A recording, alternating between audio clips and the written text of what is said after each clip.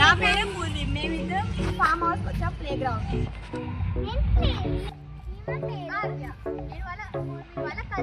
So మేము ఒక farm house కి వచ్చాము. సో ఫస్ట్ మనం లోపలికి వెళ్ళి అందరూ చూసేసి వచ్చేద్దామా? సరే.